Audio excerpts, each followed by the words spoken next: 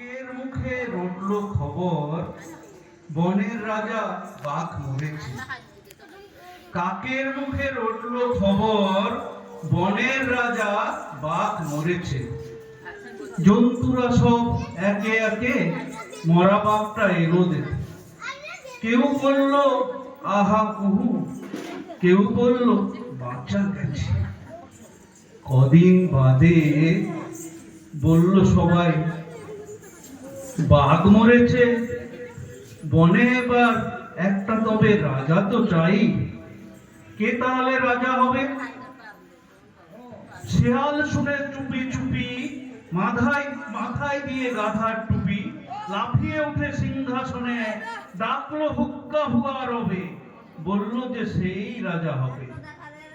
ভালুক বলল এই বেয়াদব, ভালুক বলল এই বেয়াদব, ওখান থেকে নাম এখনই, রাজা হব।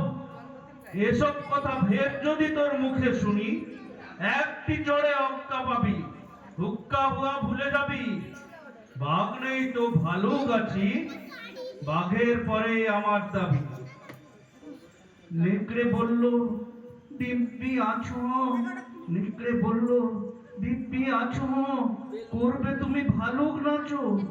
সিংহাসনে উঠে আবার ভাবছো বুঝি রাজাও হবে?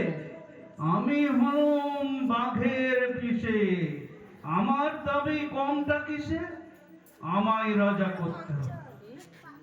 হায়না বলল হাসতে হাসতে, হায়না বলল হাসতে হাসতে, পিসি কোথায় ঠিক নেই তার, উনি এলেন পিসে মশাই, আমরা তো কোথায় যাই রে তবে, আমায় রাজা করতে হবে।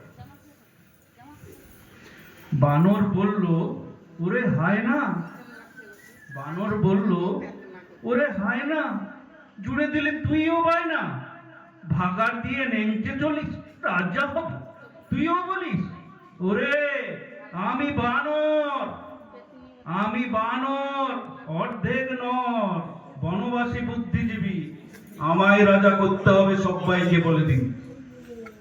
শুয়োর বলল বান্দরামি রাখ, শুয়োর বলল বান্দরামি রাখ, গাছে আছিস গাছেতেই থাক, পেটটি যখন দেব চিরে সব বুদ্ধি বেরিয়ে যাবে, আমায় বেশি ঘাঁটাস নি। আমি যখন ধরেছি ফের ঘাঁটালেই মরতে হবে, আমি যখন ধরেছি ফের ঘাঁটালেই মরতে হবে, আমায় রাজা করতে হবে। সবাই চেঁচায় ঘেউ খ্যাঁচ খ্যাঁচ, ঘুর ঘুর ঘুর ঘুর খ্যাঁচ খ্যাঁচ, বন তোলপাড় হট্টগোলে। বাদুড় তখন উঠলো বলে ঝুলে ঝুলে দেখছি সবই, ঝুলে ঝুলে দেখছি সবই, সবাই ভাবছিস রাজা হবি। খেয়াল কি আর করছিস কেউ, শুনতে পাচ্ছিস ডাকছে যে ফেউ, আরেকটা যে এসে গেছে, এইসা জোয়ান ইয়া থাবা। সবাই বললে এরে বাবা, কেউ বললে পালা পালা, কেউ বলে আন ফুলের মালা। এসে গেছেন রাজা মশাই, সিংহাসনে এনে বসায়, আমাদের তো রাজা সাজা, বাঘই হচ্ছে আসল রাজা। ধন্যবাদ। তাই কি হয়, তুমি যাবে ট্রামে, এই বলে সুভাষিস হেঁচকা টানে তুলে নিল তার মোটরে। গাড়ি ছুটলো 40 থেকে প্রায় 60 মাইল স্পিড জিটি রোড ধরে। বেজে উঠলো জলতরঙ্গ, জলতরঙ্গ নয়, সুভাষিসের স্ত্রী অঞ্জলির খিলখিল হাসি। সুভাষিস তাহলে গাড়ি কিনেছে। সুনন্দ বাঁকুড়ায় আমেরিকান ধাঁচের ফেঁদেছে বাড়ি। সেদিন চা খাওয়ালে জাপানি পেয়ালায়, হিমানি আলমারি থেকে ওর স্ত্রী রঞ্জনা এনে দিয়েছিল বরফ সন্দেশ। আমার বন্ধু সুনন্দ ফেঁদেছে বাড়ি। বলতে পারো আশুতোষের খবর? ও সে তো এখন তালেবর জননেতা, দিতে পারে সিমেন্টের পারমিট বের করে, দিতে পারে 20টা বেকার ছেলেকে দুষ্প্রাপ্য চাকরি। আর কি চাও? সেই আশুতোষও একজন তালেবর জননেতা। তুমি কি করেছো ভূতনাথ? লিখছো? হ্যাঁ, সত্যি সুভাষিস, আমি গাড়ি কিনতে পারিনি, না করেছি বাড়ি। জননেতা তো কোন দূর, জনতার দৈত্যের হাত থেকে পালিয়ে গিয়েছে।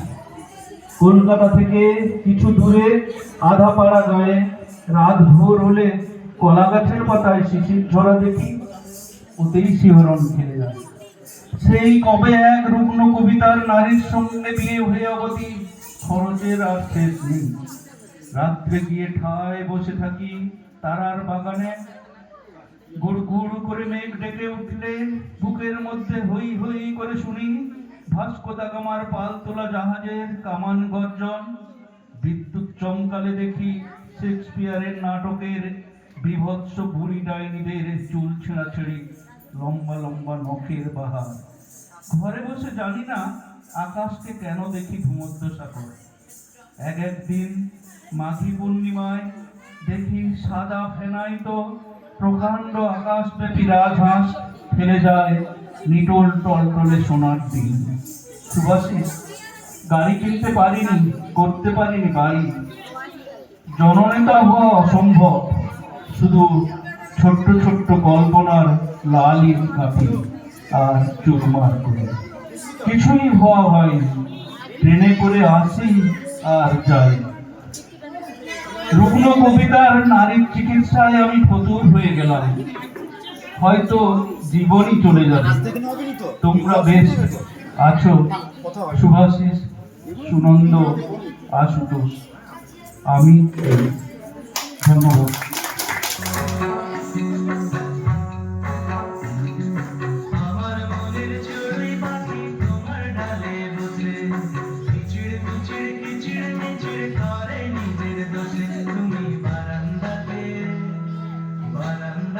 দাঁড়িয়ে থেকে মুড়ি ছিটাও চারানা, দুলিয়ে নাচতে থাকে এমনই সে দিওয়ানা।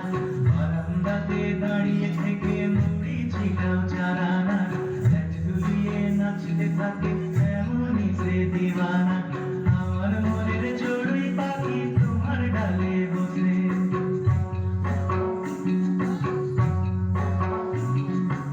চিড়মিচিড় কিচিড়মিচিড় করে নিজের দোষে।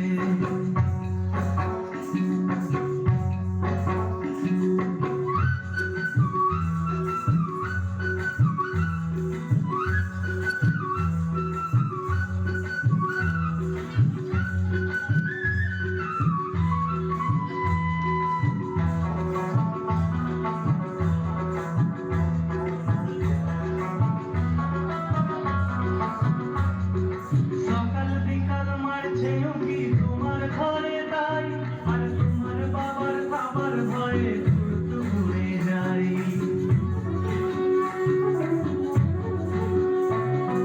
সকাল বিকাল মারছে উঁকি তোমার ঘরে তাই, আর তোমার বাবার খাবার ভয়ে ঘুরতে ঘুরে যাই। তুমি খোপাতে ফুল লাগিয়ে পালকি খেয়েও দেখো না, খোপাতে ফুল লাগিয়ে পালকি খেয়েও দেখো না। দুলিয়ে নাচতে থাকে এমনই সে দিওয়ানা, দুলিয়ে নাচতে থাকে এমনই সে দিওয়ানা। আমার মনের চড়ুই পাখি তোমার ডালে বসে,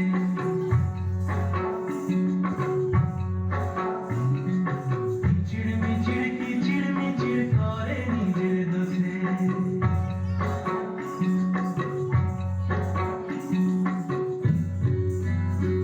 আলাপ করিয়ে দিচ্ছি, ইনি মাননীয় রুবল লোধি মহাশয়, মঞ্চ, টেলিভিশন এবং চলচ্চিত্র শিল্পী, বাংলাদেশ।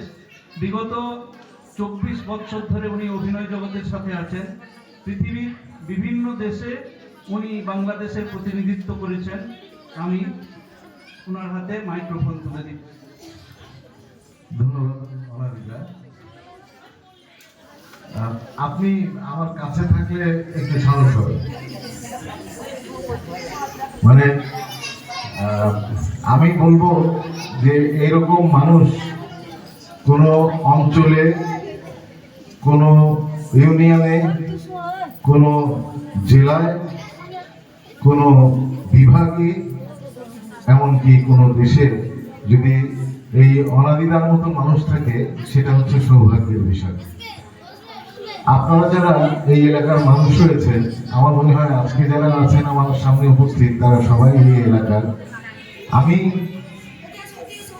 যতদূর তার সাথে আমার পরিচয় এবং মেশার সুযোগ যতটুকু হয়েছে, এর মধ্যেই আমি বুঝে গেছি যে আপনারা অনেক সৌভাগ্যবান। সেই সঙ্গে আমি এবং আমার যে সঙ্গী, আমার সম্মানিত পরিচালক, উনি ফিল্ম নিয়ে কাজ করেন, চলচ্চিত্র নিয়ে কাজ করেন, সৈয়দ নিগার বানু। আমরা দুজনে এসেছি তার আমন্ত্রণে। আমরা এখানে এসে সত্যি করে অভিভূত হচ্ছি তার সকল কর্মকাণ্ড দেখে। একজন শিল্পমানা মানুষ যখন পাশে থাকে, তখন তার আলো কিভাবে ছড়ায়।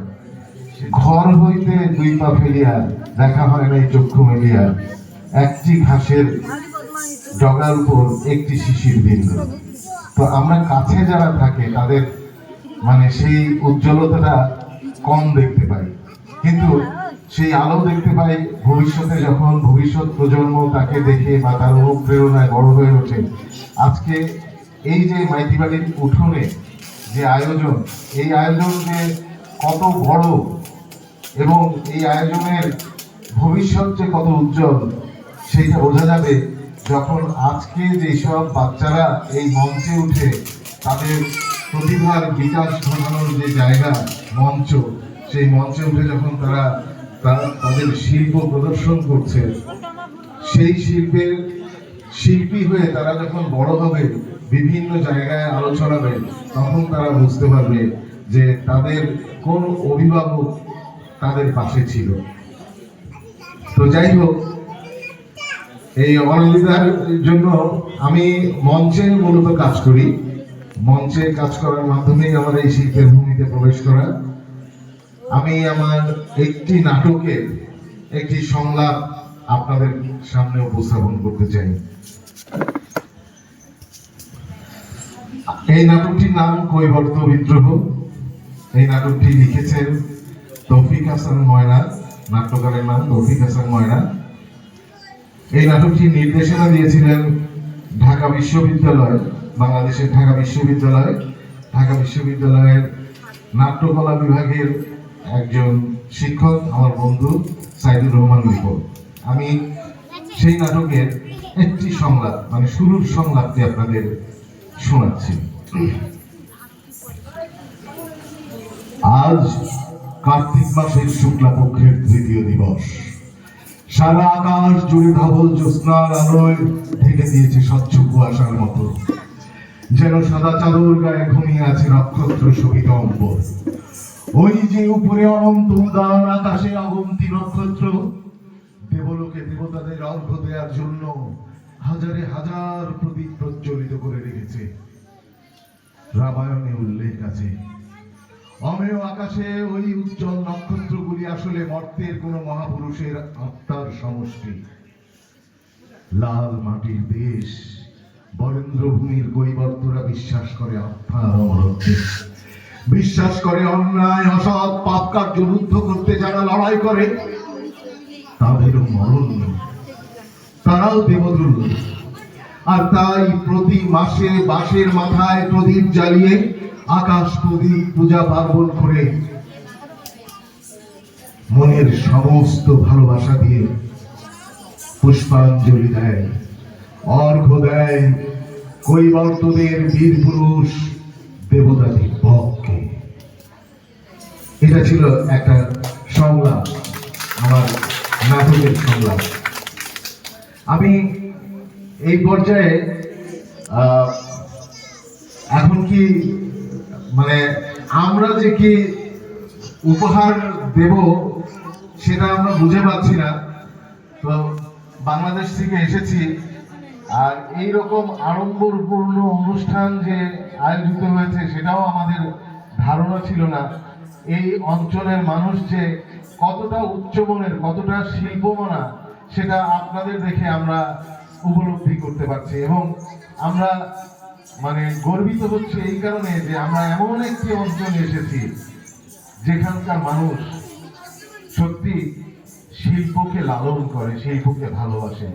আর শিল্পকে যারা ভালোবাসে তারাই প্রকৃত মানুষ বলে বিশ্বাস করি।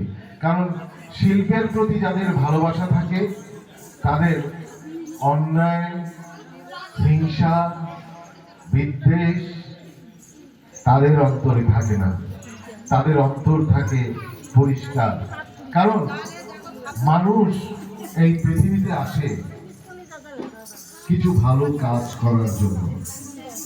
সেই ভালো কাজের যে পথ রয়েছে সেই পথটাকে প্রদর্শন করে এই সংস্কৃতির অঙ্গন। সেই সংস্কৃতিকে যারা লালন করে তারাই প্রকৃত মানুষ। আপনারা যারা এই অঞ্চলের মানুষ, আপনাদের বারবার নমস্কার। আমার এবং আমার দেশের পক্ষ থেকে, বাংলাদেশের পক্ষ থেকে আপনাদের সকলের প্রতি অন্তরের অন্তঃস্থল থেকে গভীর শ্রদ্ধা, ভালোবাসা এবং কৃতজ্ঞতা বোধ। আমি সৈয়দা নিগার বানু, আমার ডিরেক্টর, আমার সম্মানিত পরিচালক, তিনি যে ছবি আপনারা দেখবেন আগামীকাল, সেই ছবির পরিচালক, কাহিনীকার, চিত্রনাট্যকার সবই এই মঞ্চের উপরই আপনাদের জন্য সেই নাটক উপস্থাপন করে যাব যদি সম্ভব হয় আমাদের জন্য। আর আমি সৈয়দা নিগার বানু, আমার সম্মানিত পরিচালককে মঞ্চে আসার জন্য অনুরোধ করছি। সৈয়দা নিগার বানু খুলনা অঞ্চলের মেয়ে। খুলনার সাথে আপনাদের এই পশ্চিমবঙ্গের যোগাযোগটা খুব বেশি, এই কারণে যে খুলনা আর পশ্চিমবঙ্গ একেবারেই কাছাকাছি, মানে পা ফেললে খুলনায় যে পা পড়ে এরকম একটা ব্যাপার। আর উনি লেখালেখি নিয়ে বেশি ব্যস্ত থাকেন। যে জিনিসটা লেখেন সেই জিনিসটাকে কিভাবে চিত্রে তুলে ধরা যায় সেই মানে কৌশলটাও তিনি রপ্ত করেছেন, যা আপনারা আগামীকালকে দেখবেন। আর এখানে মানে বারবারই বিব্রত হচ্ছে এই কারণে যে গতকাল যে সম্মান আমরা পেয়েছি আপনাদের সবার কাছ থেকে অনাদিদার মাধ্যমে, তার প্রতিদান কি করে দেব সেটা দেওয়া কখনোই সম্ভব না। তবুও আমরা আমাদের পক্ষ থেকে আপনাদের সামনে আপনাদেরকে সাক্ষী রেখে কিছু দিতে চাই। সেই জিনিসটা হচ্ছে যে তার যে সৃষ্টি, তিনি যে লেখেন, তার লেখা বই আমরা আমাদের অনাদিদার হাতে তুলে দেব। আর তিনি যে সংগঠনের নেতৃত্ব দিয়ে থাকেন, সেই সংগঠনের, কালচারাল সংগঠনের, সাংস্কৃতিক সংগঠনের নেতৃত্ব দিয়ে থাকেন, সেই সংগঠনের একটা স্মারক উপহার তার হাতে তুলে দেব। এবং আমাদের যে আরো দুজন সঙ্গী রয়েছে, ফাল্গুনী পাখিরা, চিত্রশিল্পী ফাল্গুনী পাখিরা এবং চিত্রশিল্পী মানস নস্কর, তাদের দুজনকেও আসতে অনুরোধ করবো এই কারণে যে আমরা চাই যে আমাদের এই ছোট্ট উপহার তারা গ্রহণ করে আমাদেরকে, আমাদের বাংলাদেশকে ধন্য করুন। আমি প্রথমে অনাদিদাকে আমি আসতে বলবো মঞ্চে। আমি এখানে আমার নিগার আপার একটা বই লেখা রয়েছে, সৈয়দা নিগার বানু নামে থাকলেও লেখকরা অনেক সময় এখানে যারা বাচ্চারা রয়েছে, সেই বাচ্চারা যখন লেখালেখি করবে বা করার মধ্যে রয়েছে, তারা কখনো নিজের নাম বাদ দিয়ে ছদ্মনামে লেখেন। তো এইখানে উনি যে গল্পের বইটা লিখেছেন, সেই গল্পের বইয়ে তার নাম দিয়েছেন লাকুর রহমান, লাকুর রাসমন। তো লাকুর রাসমন, লাকু হিসেবে তাকে স্থানীয় মানুষ বা পরিবারের মানুষজন তাকে চেনে, কিন্তু আমরা বাংলাদেশের মানুষ, এখন আন্তর্জাতিকভাবে বিভিন্ন দেশের মানুষ তাকে সৈয়দা নিগার বানু হিসেবে চেনে। তার লেখা এই বইটি এবং তিনি তার আরেকজন সহকর্মী শবনম ফেরদৌসী, তার জীবনী নিয়ে, মানে তিনিও সিনেমা নিয়ে, একজন নারী চিত্র নির্মাতা, তার সংগ্রামী জীবন নিয়ে তিনি তার উপরে একটা বই লিখেছেন। এই বই দুটি এখন আপনাদেরকে সাক্ষী রেখে সৈয়দা নিগার বানু তুলে দেবেন অনাদিদার হাতে। এবার তার সংগঠনের পক্ষ থেকে মোবাইলে ভিডিও একটি শুভেচ্ছা স্মারক এই সিলমারা মগটি, যেটি দিয়ে মানে চেনা যায় তিনি কোন সংগঠনের, সেই সংগঠনের এই ছোট্ট উপহারটি সংগঠনের সকল কর্মীর পক্ষ থেকে অনামিদার হাতে তুলে দিচ্ছেন। এবারে আমি অনামিদাকে এই মঞ্চেই থাকতে বলছি, আমি আসতে বলছি ফাল্গুনী পাখিরা। ভারতের মানুষ, আমরা বাংলাদেশের মানুষ, কিন্তু আমাদেরকে একত্রিত করেছে কিন্তু শিল্প। তারা শিল্পী, আমরাও নিজেদের শিল্পী বলে দাবি করি, এবং এই কারণেই কিন্তু আপনাদের যে উজ্জ্বল মুখগুলো আমরা সামনে দেখতে পাচ্ছি, যাদের জন্য আমরা সব সময় কাজ করে থাকি, সেই মানুষগুলোর কাছে আসার সুযোগও করে দিয়েছে কিন্তু এই শিল্প। যার কারণে আমরা সবাই যে পথে হাঁটছি মনে হচ্ছে যে আমরা ঠিক পথেই আছি। তো যাই হোক, এইদিকে সবচেয়ে মজার ব্যাপার হচ্ছে যে গতকালকে আমাদেরকে যখন কথা বলা হলো, আমাদের শিল্পীরা মানে তারা সবসময় হাত দিয়ে যা পারেন তাই করেন, ঘুষাঘুষি না, মারামারি না, তারা যে সৃষ্টি করেন সেই সৃষ্টিটা তারা ভালো করে করতে পারেন। আপনারা এখানে বসে আছেন, আপনাদের সবাইকে মানে এখানেই আঁকিয়ে ফেলতে পারেন, কিন্তু তাদেরকে কথা বলতে দিলে তারা কখনোই রাজি হন না। তো আমরা মনে হয় যে একটু কথা শুনতে পারলে বেশি মজা পাবো। হ্যাঁ, দুজন দুজনকে বলছে এ বলুক না হলে ও বলুক। হ্যাঁ, আচ্ছা, একটু মানে সবার প্রতি ধন্যবাদ জ্ঞাপনের জন্য একটু এই দুজনেই একটু কথা বলবেন। আমরা একটু শুনতে চাই যে আপনারা আসলে শিল্পী, ছবি আঁকেন, অনামিকা তো মানে ছবি আঁকেন। হ্যাঁ, অনামিকা ছবি আঁকেন, অনামিকা ডাক্তার মানুষ, অনামিকা দেখি গানও করেন, কবিতা আবৃত্তিও করেন, এবং মানে শিল্পের সব পথেই হাঁটেন। অনামিকা কিন্তু অনর্গল কথা বলতে পারেন। একটু কথা বলা উচিত ভাই। আপনারা যখন আমাদের আমন্ত্রণে বাংলাদেশ যাবেন বা আপনারা যখন বিশ্বের বিভিন্ন দেশে যাবেন, আপনাদের কিন্তু কথা বলার জন্য ডাকবে, তখন একটু করে বলতেই হবে। তো সেই প্র্যাকটিসটাই হোক, আমরা দেখি। হ্যাঁ, নমস্কার, শুভ সন্ধ্যা, সবাইকে আমার আন্তরিক শুভেচ্ছা এবং ভালোবাসা। আজকে এই সন্ধ্যাবেলায় আমি দেখছি, প্রথমে যখন ঢুকলাম দেখুন কিছু মানুষ ছিল, কিন্তু এখন দেখছি ভরে গেছে, একটু ভরে গেছে। তো যাই হোক, এই যে আপনাদের সময়টা পেয়েছি আমরা, এবং এই মানুষটা যে এই মানুষ আপনাদেরকে আমাদের সাথে পরিচয় করিয়ে দেওয়ার জন্য যে নিয়ে আসছে, এর জন্য অশেষ আপনাদেরকে ধন্যবাদ। আর কিছু বলবো না, এবং মানুষ বলবো, আমারটাও বলে দিয়েছে। ধন্যবাদ। এবারে মানে এখানে আসার পর প্রথম দিন অতিবাহিত হওয়ার একবারে শেষকালে যাকে আমরা পেয়েছি, আমাদের এই শিল্পভূমিরই একজন মানুষ মনে করেছি, আমাদের অনাদিদার মানে পরম বন্ধু তিনি।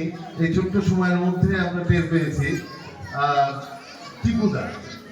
টিপুদা সে যে গান পারেন এত সুন্দর আমরা জানতাম না। এমন মজার মানুষ, আপনাদের সাথে মানে সময় কাটাবার জন্য কিন্তু এই যে আত্মীয়তার যে ব্যাপারটা রয়েছে না, এই আত্মীয়তাটার ব্যাপারের মধ্যেই থাকে যেটা, সেটা হচ্ছে যে আমরা তো সবার সাথে সবাই পরিচিত। সেই আত্মীয়তাটা যখন হয়ে যায়, যখন একজন আর একজনের প্রাণের মানুষ হয়ে ওঠে, এটাই কিন্তু জীবন। জীবন শুধু ওই ছুটে বেড়ানো না, জীবন শুধু আমার কাছে যেটা মনে হয়, জীবন শুধু ছুটে বেড়ানোর জন্য না, জীবন শুধু জীবনকে নিয়ে চিন্তা করার জন্য না। জীবন হচ্ছে, আমরা মনে করি যে জীবন হচ্ছে একজন আরেকজনের হয়ে ওঠার জন্য। তো ত্রিপুরা, আপনাকে অনুরোধ করছি যে না, আমি তো অনর্গল কথা বলছি, ওনারা সবাই ভাবছেন যে আমি অনেক ভালো পেঁচাল বাড়তে পারি। তো আমি আপনার কাছে দিচ্ছি, ওনার কাছে গান শুনেছি, রবীন্দ্রসঙ্গীত, এবং রবীন্দ্রনাথকে যিনি ধারণ করেন তিনি অনেক বড় একজন কেউ। তো আমি টিপুদার হাতে দিচ্ছি, টিপুদাকে কিছু বলবার জন্য, আমাদের এই আয়োজনের ভিতরে সম্পৃক্ত করার জন্য অনাদিরা যা করেছেন, এরা সবাই তার সাথে জড়িত ছিল। তো কিন্তু সে তো এখানে উপস্থিত থাকে, তার পরম বন্ধু, তো তার কাছ থেকে আমরা এই মানে আয়োজন সম্পর্কে হলেও কিছু শুনতে চাই, আর যদি একটা গান শোনান। গানের কথা তো আমি সেভাবে প্রস্তুতি নিইনি, তবে এটা বলি এই গুণীজনদের সামনে থেকে শুনতে আমার খুবই ভালো লাগছে। আর আমার আর বলার কিছু নেই, ওনারা যা বলার তো বলেই দিয়েছেন। এখন খালগুনিরা একটু বললো, মানুষরা কিছু বলতে বললো যে উনি যা বলে দিয়েছেন আমার কথা বলেছিল, মানে এরকম বলা বললে তো হয় না। আপনি কি বলেন যে আপনি যে একজন গুণী মানুষ, অনাদিদার বন্ধু, ওনারা সবাই প্রতিবেশী এলাকার মানুষ, ওনারা তো জানেন। হ্যাঁ, তো আপনি একটু দেখেন, আমি অনেক গল্প শুনেছি ওনাদের দুই বন্ধু, তারা মল্লযুদ্ধও করতে পারেন। হ্যাঁ, মানে কুস্তি যেটাকে বলে, হ্যাঁ, সেই মল্লযুদ্ধও তারা করতে পারে। হ্যাঁ, তো আমি তার কাছ থেকে আচ্ছা, ঠিক আছে। আমাদের টিপুদাকে আপনারা মানে অনেকেই দেখেছেন, যে কোনো অনুষ্ঠানে টিপুদা আমার সবসময় ওরা চাঁদে গিয়ে দেখাতে পারে ওখানে অক্সিজেন নেই।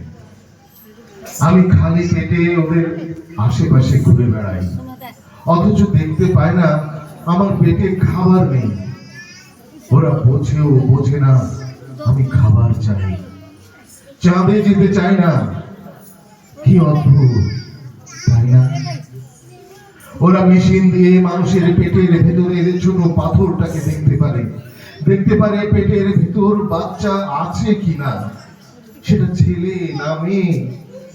আমি খালি পেটে তাদের সামনে ঘোরাঘুরি করি, কিন্তু তারা আমার পেটের অবস্থা দেখতে পায় না। অথচ আমার মুখ দেখলেই বোঝা যায় আমি দুদিন ধরে খাই না। কি অদ্ভুত, তাই না? ওরা পৃথিবীতে কখন কোথায় বৃষ্টি হবে। ভালো লাগছে। আমি আশিস পাল মহোদয়কে একটু অনুরোধ করছি দু চার কথা বলার জন্য। উপস্থিত আমাদের যে বসন্ত উৎসব যে আমাদের ডাক্তারবাবু আরম্ভ করেছে, খুবই মা বাবা উনি যে প্রকল্প নিয়ে যে কৃষককে প্রত্যেক দিন, আজকে যে দুদিন হলো এবং আরও শুনেছি আগামীকাল আরও হবে, কিন্তু খুবই মাত্র যে এরকম একজন আমাদের গ্রামে একজন ডাক্তারবাবু পেয়েছি, যে খুবই ধন্যবাদ। ওখানে যোগদাপনা গ্রহণ করি ওখানে, এবং আরও ধীরে ধীরে তো আরও গল্প বাইরে উঠতে পারে, ওই জন্য আমি সবার কাছে সাহায্য সহযোগিতা চাই যে তিনি আরও বড় করে এরকম করুন, এবং খুবই এই যে পাড়ার ছেলে মেয়েদের নিয়ে যে এরকম একটা প্রচেষ্টা চালানো খুবই মানে কি বলা যায়, মানে বলতে গেলেই যে এরকম ধীরে ধীরে যাতে আরো সুবৃদ্ধি হয় ওটা নিয়ে বলে আমি আমার বক্তব্য শেষ করছি। ধন্যবাদ আশিস পাল মহাশয়কে। এরপরে আমরা আরো কিছু দেখে নেব। আমাদের যে এই সাইদা নিগর বানুর টেলিফিল্ম একটা দেখানো হবে ঠিক 10টায়। তার আগে আমরা কিছু বক্তব্য শুনে নেব মহিলাদের কাছ থেকে। আমি মহিলারা আপনারা একটু আপনাদের কিছু কথা জানান। হ্যাঁ, আপনি বলুন। আমাদের মনিকা বৌদিকে একটু অনুরোধ করবো। নমস্কার, আমি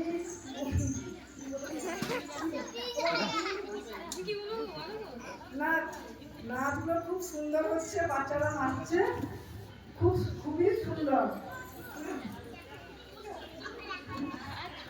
আমি এই বলে শেষ করছি আমার কথা।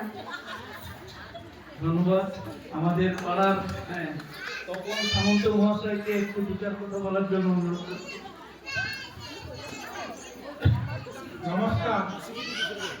এই মঞ্চ থেকে আমি খুব সন্তুষ্ট হয়েছি এবং তার সঙ্গে অনাদিত মাইতি মহাশয়কে ধন্যবাদ জানাই এবং সকল দেশবাসী এবং গ্রামবাসী মা বোনদের ও শ্রদ্ধা, সহানুভূতি ও সহযোগিতা আশা করছি। এর পরবর্তী মঞ্চে অনিন্দ্যবাবু যখনই তখন অনুষ্ঠান ছুটি সম্ভাবনা করবে প্রসঙ্গে সকল গ্রামবাসী এবং দেশবাসী এবং মা বোনদের সকলকে নমস্কার ও প্রীতি জানিয়ে আমি আমার বক্তব্য শেষ করছি। ধন্যবাদ তপন সামন্ত মহাশয়কে। এরপরে আমি আমার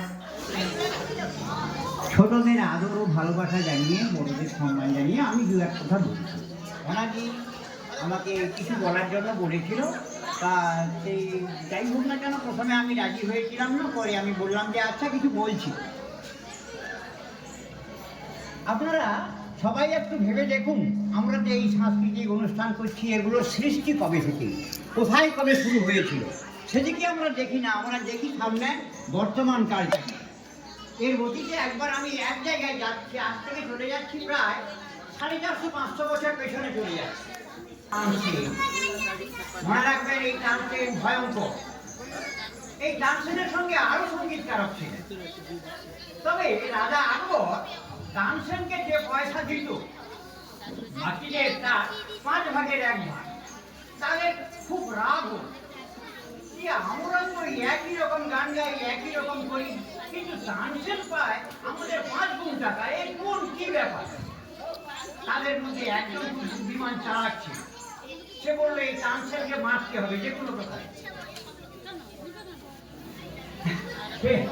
তানসেনকে যেভাবে হোক এখান থেকে সরাতে হবে, আমাদের এত পয়সা কম। তখন তারা একজন বুদ্ধি করে রাজার কাছে কানে কানে বলল, রাজামশাই আপনি একটা জিনিস কোনোদিন শুনেননি, তানসেন আপনাদের শোনায়নি। কি শোনায়নি আমাকে তানসেন? 1 টাকা দেওয়া হয় আমাকে তানসেন শোনায়নি? কোন জিনিস শোনায়নি? আছে, আমি বলছি শোনো, ওকে একবার দীপক রাগটাকে শোনাতে বলুন। সে আবার কি রাগ? আকবর বলছি যে সে আবার কি রাগ? সত্যি তো দীপক রাগ তো কোনদিন আমাকে শোনায়নি। তাহলে একবার তাহলে ওকে বলা যাক দীপক রাগটা কেমন হয়। তখন রাজা তানসেন কি